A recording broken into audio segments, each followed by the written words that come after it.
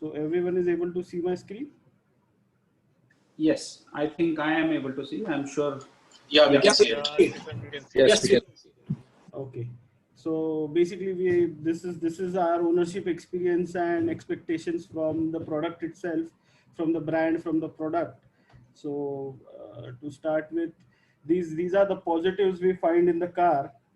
It's the first ever EV for many of us, almost all of us. Not many people have owned an EV before. First ever Indian EV SUV in India available for us. We are pretty proud of that.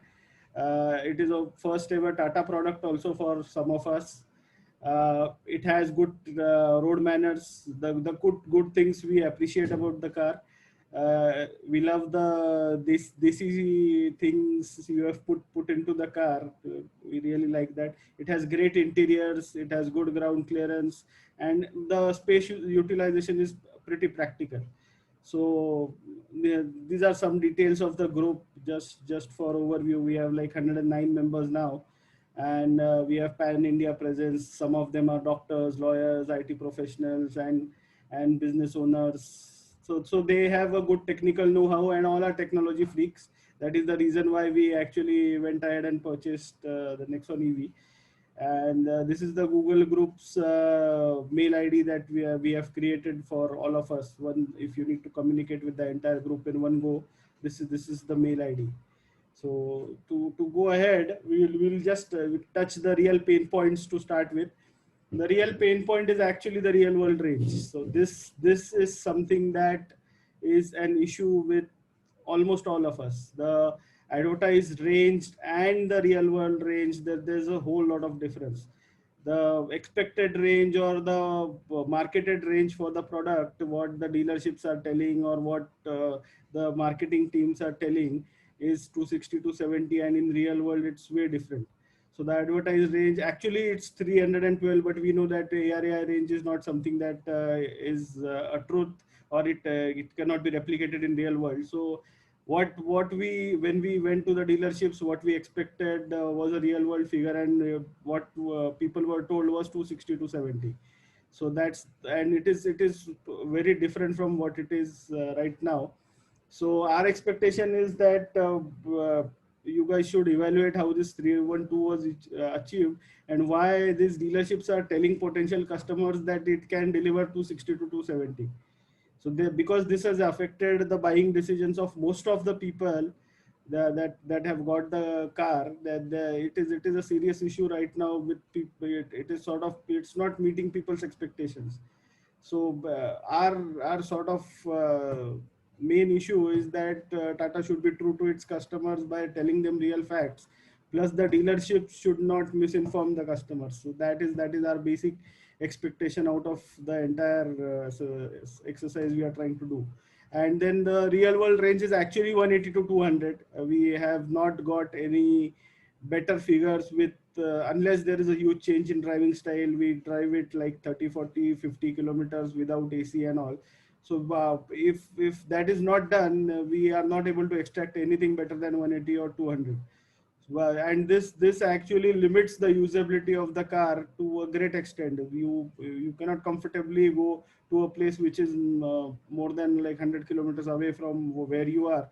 And to add to that, there is also a huge deficit in charging infrastructure. There is no proper charging infrastructure available. So right now the usability of the car is very much limited. So what our expectation was that, like what was told to us, 260 to 70 would be easily achieved. And we trusted this simply due to the fact that 100 watt hour per kilometer efficiency was also advertised on the website. So that is a major issue that we see right now. If it is a technical hurdle that needs to be solved, there may be some free upgrades, maybe battery pack changes, maybe a higher battery pack, or whatever things it needs to make the car usable, it should be done from Tata side. That is the expectation of the entire group. Rather than calling it an expectation, I would calling it a demand. I would call it a demand, because that is something that the group actually wants Tata to do as a top priority. The app issues and all that may take time. We understand that may take time. We may give time for that, but this factor is affecting the usability so much that people are sort of using it as test cars right now. I already dropped this in the mail to you that we are just using the car as a test car because we cannot drive further than, let's say, 70, 80-kilometer radius. So that is actually, and most of the people have this as a primary car. So that is also a major problem. So that is what we want to point out. Then just one sec. Then these are some things that we want you to evaluate and maybe implement also, giving us a better battery maybe. Then the car should be more efficient based, and it should not be related to driving style, because this driving style change is not something that was explained to any of the buyers. Neither the dealers were aware, neither the sales guys or the people who we called over phone. They are not informing about the driving style change to any of the potential buyers. They are like blatantly telling कि आप बिंदास कैसे भी use कर लो, 250 तो देगी ही देगी. And they are, in fact, they are trying to promote the product as a sports utility vehicle, which has a sports mode and is fun to drive. So if we consider sports mode driving here, यहाँ पे तो 120, 130 भी range नहीं मिलेगा. So that is actually the ground reality that we are facing right now. The other thing that we also want to highlight is the onboard charger is 3.3 kilowatt, and it is very slow to charge. It draws only 2.7 to 2.8 kilowatt of current, and it makes the car further slow to charge. It is, if possible, we would like the charger to be upgraded to 7.4. So at least the charging time is reduced, and with limited charging time and with limited range and slow charging time, it is actually affecting the usability too much. Then region, actually what we have noticed even after this update is that the region is actually depleting the range more than what it is adding. Amay, Himank, Amay and all these guys have got the update. Amay will share his feedback on the new update at a later stage in the presentation. But that is what we have observed. So we actually want these software related things to be fixed as soon as possible, and the range to be boosted. Then we'll go to the next slide, which is more of an issue which is affecting the usability again. The distance to empty is still not accurate. Like I mentioned, that it is showing way higher figures, and like we discussed, that it needs a couple of cycles to actually calibrate. But we have Mr. Nishant Reddy also in the group. He's also on the call. He'll speak at a later stage. He has been doing at least 2 cycles per day since the last 3-4 days after the update, but he's still seeing these issues with the calibration not being done on the DT. And even the SOC that is seen on most cars does not tally. If there are 2 cars side by side, the 15 to 100% of the one car and the other car is different when we charge them on fast chargers. So this may be related to the cell balancing or whatever technical reasons may be for it. But what we ideally expect is for Tata to actually deliver the cars that are properly optimized, and all this balancing and all stuff has been done already, because people are not aware of this. This is a new technology. EV is also new for most of us. So cell balancing needs to be done, or whatever things needs to be done. Neither the dealers are aware much, nor the customer is aware much. So we are left at the mercy of just guessing things. So this is something that needs to be fixed as well. So these are few basic things. So basically the DT is causing us more stress than what convenience it is adding, because the figures don't match up. Like the one I shared the other day, for 15% it was showing like 159 kilometers, which is simply impossible from what we have seen so far. So that these are the kind of issues that we are having. I won't take much of time on this SOC and DT issues, because we have already highlighted this. I've already dropped a mail separately about this, but you already know what issues are there with DT and SOC. So we'll go to the next thing, which we think is another major issue, which is the AC calibration. The AC still, we think that we talked over the phone for the first time. You mentioned that the AC works in a different way. Maybe you can give a better explanation today on the call on how it works. But what people feel is the AC is the main culprit behind the low range. The problem people are facing that it at even 26, 27, the AC is chilling. It is not, even if we set in auto mode or whatever changes we do, it is still chilling and it is not performing up to the mark. It is drawing too much power. Maybe it is not calibrated. What the issue is, it is up to you guys to figure out. The other another issue, which is a major safety concern for most of us, is there is fogging issues that customers are facing in night time, and when the AC is used in maybe auto mode. We have customers who have faced fogging issues, and the visibility affects a lot when there are fogging issues. So this is also something that you should take care of as soon as possible, because it is a huge safety issue. Then we'll go on the next thing, which is, so after all, one of the USPs of the car, which is the connected tech. I believe we discussed it 2 days back as well. The apps are almost broken. They are not working up to the mark. Almost none of the remote functions work for almost all of us. A few of them might have it working, but that's we are. It is, even the cars are performing good for a couple of the others, but like 98% of us are still having the issues. So the app needs to be looked at, and the USP of the car needs to be delivered. Is what our expectation is.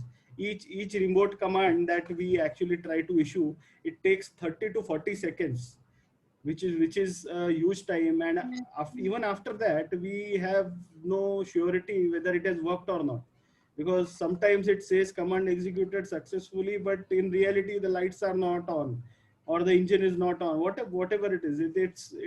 They don't work reliably. So that is one issue. And we are amazed that how come with the QA and all that goes into uh, in the backend at Tata, how these buggy apps were rolled out. That is actually a major concern for most of us, because these apps with so many bugs, they should not have been rolled out in the first place. So that is also an issue. Then there's a big issue with the AC functions being disabled by default, which most of the dealers are telling that वो वहां से enable होगा तो हम लोग कुछ कर पाएंगे. If we contact the app support, they tell that you have to go to the dealer to get it enabled. So there is a mismatch with the information that we have been getting from different people. So this needs to be sorted. Our sort of observation is there are no proper SOPs in place. Maybe at the dealers, or maybe with the app team. We are not sure where the disconnect is, but there is sort of a disconnect, which we see and which we can actually experience. So another thing is with the efficiency issues that we are having. The advertised efficiency is actually 100 watt hour per kilometer, but even with the update, most of the people who have done the update, they are not able to get this 100 watt hours per kilometer. We have been talking to Amay, who has been doing a lot of testing on the new update. The average he has been seeing is around 130 to 135, and below 130, 119 is not something that he has seen much. That is another issue. I think maybe the software limitation has been removed or not removed, that we don't know, because we don't have a change log. But that I think any limitation that is there should be removed. And we also sort of failed to understand, if there was like lakhs of kilometers of testing done, this fine tuning and this perfection should have already been done. So that was our expectation, and that is what we expect, but that is not the fact that we see. And the other thing is this regen effect, or the regen changes. We don't see that it is being taken into consideration when calculating the efficiency, the point A to point B efficiency. If the regen is actually adding up range, so it should be taken into account, and the efficiency should lower. But that is not what we see that is happening. Plus the region, how much region is being used, or how much range is being added due to the regen, that data is also not available. That is not being calculated, I guess, because problem is people see too much regen, but at the end of the day or the end of the trip, they don't see too much gain in range. So if by any way you can predict that, let's say 1 kilometer of range was added or 2 kilometer of range was added, uh, if I drive like 15 kilometers, 20 kilometers, then that would actually give a fair figure to the people that how much regen was used. And if possible, this could be integrated in the app display as well. And there is also a disconnect between the historical data that is stored. There are no stats for a day, no, nor a week or nor a month. The stats that are available on the app are always broken. They are not up to date, because app, half of the time the app is not working for us. The trip history is never accurate. Sometimes it shows that in the last 20 minutes I have traveled 2000 kilometers, which is absurd. So that is the kind of things that are happening with the app. So we really cannot trust the app. So if these things can be integrated somewhere in the MID or somewhere on the car itself, then it would be much better for us to analyze the driving style, or maybe analyze where the efficiency went down.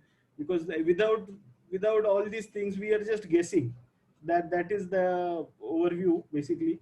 Then there are numerous reliability issues that we guys have been facing. The entire uh, group has been facing almost on a daily basis. We get notified that this X thing has broken down on one this car, or Y thing has broken down on another. So that these things are actually and the problem is, the major disconnect that we have is the dealers have a different explanation, and actually the issue is different. Like I showed you the issue with Mr. Sauji the other day.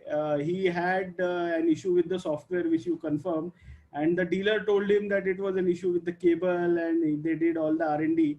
Plus, the thing is, because the dealers are not aware of all these things, they tend to keep the cars with them for a longer period of time, 3 to 4 days, 5 days. The car is still with them. We are not sure what they are doing with the cars, but they try and troubleshoot things. And just because they are not, we feel that they are not that trained or skilled, it is not very confident for us to keep the cars with them. So that is some of the issues that we have with the dealers. I'll highlight that at a later stage. But the car reliability issues are very much there. There are PDUs being replaced, brakes being replaced, MIDs are getting stuck. Then the major issue that we all have seen is that the aux battery gets drained. If the car is parked for like 3 to 4 days or 5 days, most of the users have their aux batteries being drained. So there is no reliable explanation that we have got for this issue from anyone. If you could highlight why this is happening, then it would be great as well. Apart from that, there is also an issue with software reliability, because the MID, it is going blank for many of us. Then the DT is already an issue. The graphs get stuck. The graphs that are on the display, that get stuck. And obviously if there are such so many flaws with the information that is displayed, we are not able to plan any trips which are based on this the data that is seen. So these are some major concerns with reliability. Then there are safety issues which we have pointed out before. I'm sure you might have noticed this in the mail too. We feel that ESP is missing on the car, which is sort of a big safety issue. Uh, the safety kit, if we compare it with the Nexon Ice and what we have on our cars, it is different. If it is NCAP 5 rated car, Nexon Ice, we believe that the same safety kit should have been carried forward. We have had incidents where a couple of our members got into accidents because the brakes did not work on time, or maybe the ABS did not kick in. These needs to be investigated separately, I believe, by the dealers. But they were not done. So Mr. Malla Reddy is there in the group. He will actually talk about his experience, what he had in the later stage. But we have had incidents where there were safety issues that were noticed. We have Mr. Manoj Chodia as well, whose brakes were replaced. Then we have another Bangalore car who went for the software updation, and he had to replace a vacuum pump, I guess. So these are the kind of issues, safety issues that we have been facing.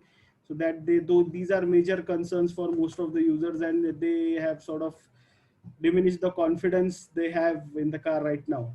So then there are also issues that are noticed with the post breakdown services. Hemang had an issue himself where he was stuck on the highway and he called RSA for help, but RSA did not arrive.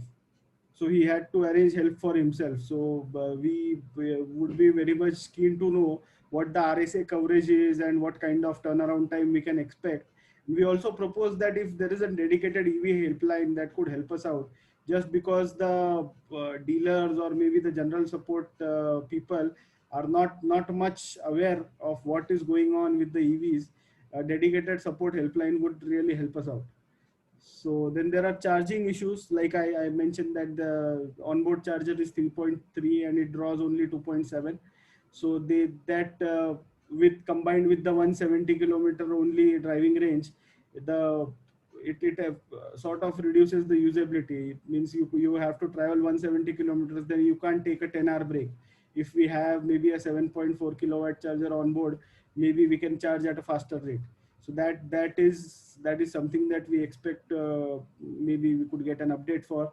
And then there are also issues where this aux battery thing has happened, and there are also incidences when a parked car is seeing drop in 40 to 50%. Mr. Vivek Ahuja had an incident just yesterday. His car was parked for like 8 hours and the charge dropped from 80% to 46% out of nowhere for no reason. So these are things that there is no explanation for these kind of things, and that is the reason why we can't really trust what is going to happen. So what we expect is some kind of a proper battery monitoring mechanism, or maybe something on the app, or some kind of a system which is a backup plan that you may have to be implemented, which actually makes sure that people don't get stuck. Because imagine I am going somewhere and out of nowhere the charge falls by 40%. I am literally stuck there. The car, if the car is only 50% charged, I am going into limp mode automatically. So these are the kind of issues. Then there are also fast charging issues. We already discussed this. The amount of fast chargers is very limited. Most of the times they don't work. There is reluctance from the security guards or the people that have the fast chargers installed to let people in. They don't know why it is not working. So and the chargers get stuck. Just today there was some kind of a replacement done for the fast charging setup on one of the cars. Again, which points to reliability issues and issues. So that these are the kind of things that we guys are facing, and we expect the fast charger network to be ramped up, because the thing is the main highways, at least I can talk about my state, or I can talk about Maharashtra. Even in Maharashtra, there is no coverage on Mumbai Pune expressway, or there is no coverage on maybe the national highway, Mumbai Agra national highway. So these are the issues there which are actually hampering the usability. Even in Thane also there is only one charger, and at times it is not working. So even the distance between chargers is too much. So these are sort of practical issues. And the onboard charger being slow is also a huge issue, because it is not facilitating us to use the 30 kilowatt charging. Maybe the batteries are not capable of using more than 30 kilowatt as far as we know. But if it can utilize 50 kilowatt, then this 7.4 kilowatt charger might help. So this needs to be evaluated. Then there are service center experiences. If we cover this topic on a separate call, then also we'll fall short, because this is something that each one of us has faced. The service center staff is not at all knowledgeable of what the product is, what needs to be done, how it needs to be handled. So it is sort of, Prakash will explain you. One of the technicians told that electrician is needed to fix this car. So it's that bad. So there are issues that we guys are facing with service center experiences. we go for one fix and there are another issues that are cropping up when we go to the service center. So there is no service quality audits being done. So there is no feedback calls that we get for how the servicing was. So these things are missing. If we want to make it a global product or a world-class product, these things we think should be implemented. So then we needed to take this first, but then let's put it this way: the buying experience overall of how we got the car was not up to the mark. The marketing material that was used on the website, it actually is setting somewhere wrong expectations, because if you check the lines which say go anywhere or go places, with such limited range, we really cannot go places because there is no charging infrastructure there. So what we expect is the data that is being advertised on the website or what the marketing material is. It should be really accurate, really up to the mark.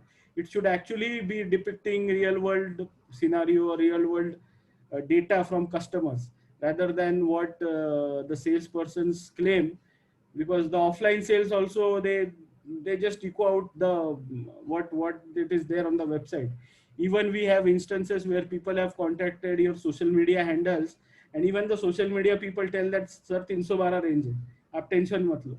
So it is that bad, because these things affect the buying decisions of customers, and that is what has affected even our decisions. Most of the people have actually reached out to them, and we really got convinced by their conviction, and so somewhere we are having to do all the follow-ups with Tata now.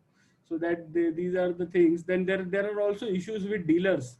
I'd like to highlight one thing, that you have this online booking, which the amount is 21,000, but after that dealers are forcing the people to pay additional amount.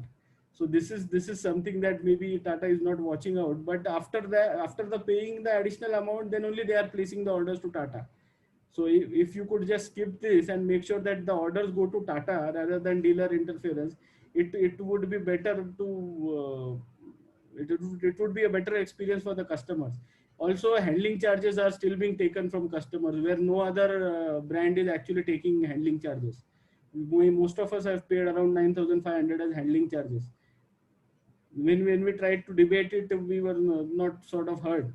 So that these are the type of things that are happening with dealers as well. And there's a huge disconnect between the knowledge level.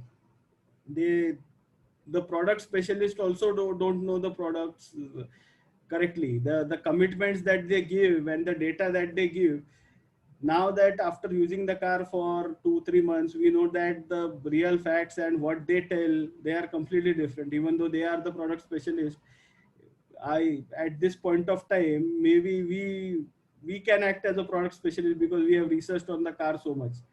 I'm sure the group members will agree on this, but this needs to be fixed. Then there is lack of product knowledge at the dealerships. That this is what I have pointed out. The sales methods needs to be revamped is what we expect, because they don't put out the facts. They don't tell that you need to drive in a particular style for range to be achieved. They even don't mention that there needs to be a change in the driving style if you want to have an EV. The only thing that they know is they have to rake up their numbers. So that is the reason why the customers are misinformed. All the buying decisions that we have had to take are misinformed. They themselves are not informed correctly about the subsidies that are available, the registration process, how the it needs to be handled. None of the dealers are aware how the subsidies work in any of the states. The dealers take an undertaking literally that subsidies you have to handle on your own. So if we just out of courtesy, even if we ask them for help कि किसने कुछ किया है क्या पहले आप बताओ, वो उतना भी नहीं बता सकते. तो that is the main area of grave concern कि they are selling the vehicle just for the sake of selling. They are not explaining the product properly. The limitations of the product are not being explained. So that is the sort of a region of frustration for most of the people who have already got the car. Then there is also a missing connect with Tata.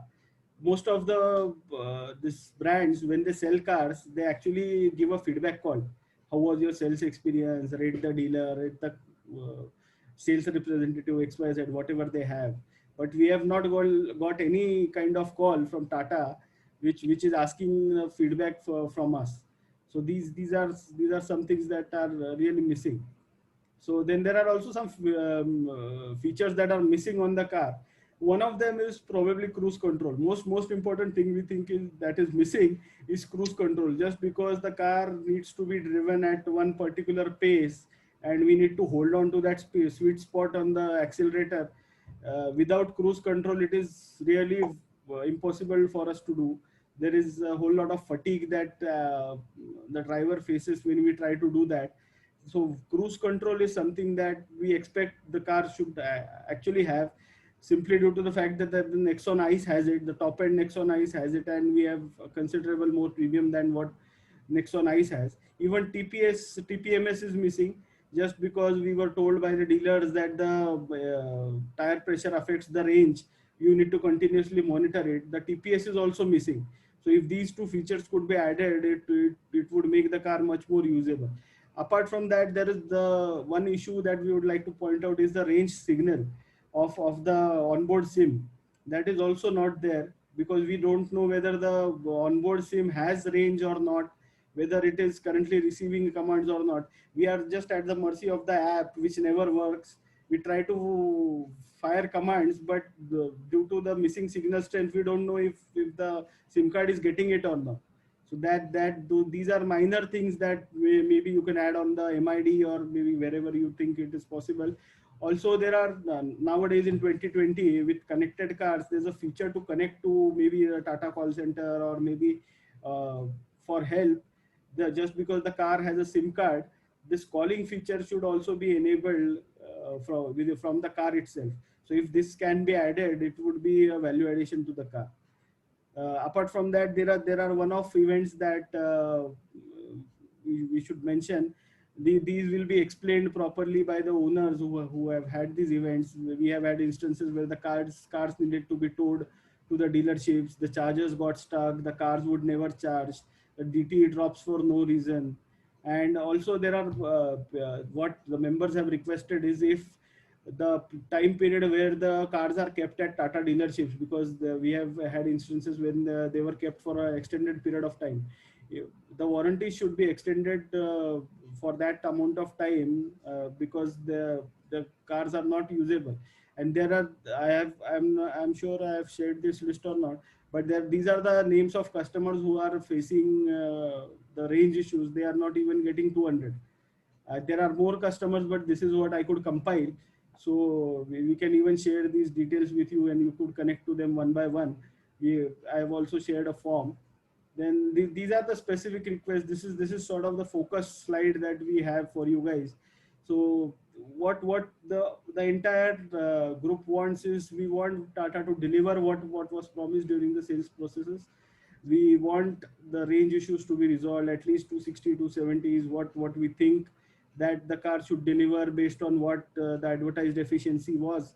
So that is what we expect. And if there are any limitations which they cannot be achieved, there should be facilitation for us, of course free of cost, so that these can be made possible. Because that though these are the actual selling points based on which we got convinced and we bought the car. This is the sentiment of the entire group. Then the reliability issues need to be fixed. The car is sort of with the components failing, even in 2-3 months of ownership, the reliability is at questions for most of us. So these needs to be fixed. The DT needs to be fixed. The SOC needs to be fixed. The AC needs to be fixed. Then there is a lot of concentration that needs to go on the staff training or the dealers training, because they are sort of not knowledgeable right now. For anything and everything that happens, they just give a call to your plant team. So that is not a good experience. And the app needs a real good revamp. I am sure you might be releasing the new version soon, and whatever things get fixed in that, we will provide feedback on that. The onboard charger is something that we expect should be better, because that is also hampering the usability of the car to a great extent, is what we have noticed. And so there are like sort of small things, feedback mechanism needs to be there. There needs to be constant connect from Tata. Just because this is a new platform, we are early adopters, and we have certain issues that even Tata knows that there are issues.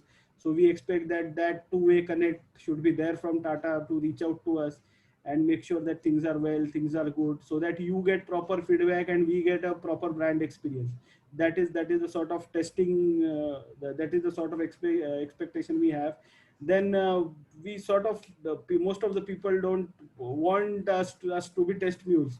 Problem is people think that we are being used as test mules because the car is not tested, software is not tested, each things are pushed to us, and then we are told that test it and then give us feedback.